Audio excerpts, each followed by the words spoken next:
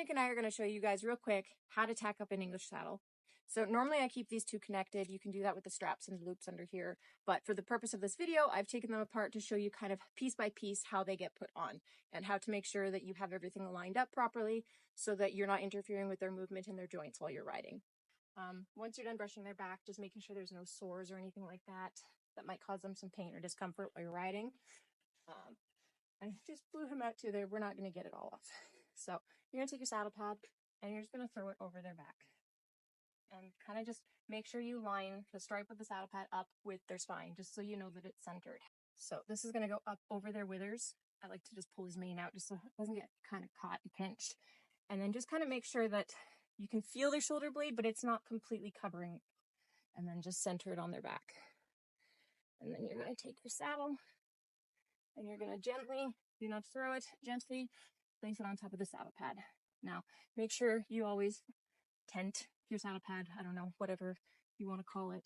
And then just make sure that your saddle is completely covered by the pad and there's nothing exposed on their back. So basically, when you have the saddle on them, you want to line it up so that this kind of stops right at their shoulders. You don't want this prohibiting that movement and you don't want this to restrict their movement and flexibility. So you're going to make sure that this kind of just covers their shoulder, and then your saddle is going to fall just behind that shoulder blade. So, and then make sure that it's nice and straight. There we go.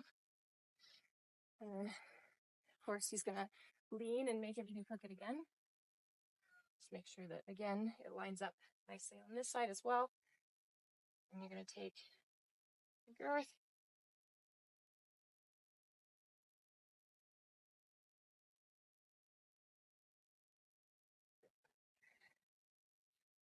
And then you're just going to make sure, my saddle pad, I like put this in here just so that it doesn't shift the saddle pad out from underneath you when you're riding. And then you're just going to pull your cinch girth. I've grown up riding English and Western, so I've always gotten the two kind of mixed up, but you're going to grab your girth.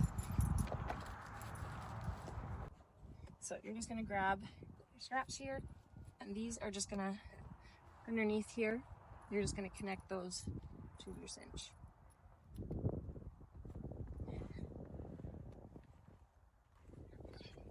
The other one, and I always just put it on the first one to start because they're gonna bloat, they're gonna adjust their girth in a bit. So at least if you put it on this first one, they can still move around comfortably until you're ready to get on, and then you can tighten it right up. So we're gonna make sure that also gives you room to move with if you need to kind of adjust the pad and the saddle and where you're sitting.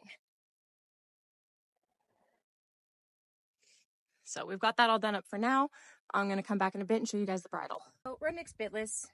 He uses a bitless bridle. So this is a very easy way to put on a bitless bridle. We use the Dr. Cook bitless bridle. So it just has kind of the cross reins underneath the jawbone. And so Rudnik's pretty easy. He usually just scoops his head right in for me. And yeah, so that's how you put on a bitless bridle. I'm going to have to play around with it a little bit because I just got some new reins. And I think I did put those on backwards, so I gotta get those fixed.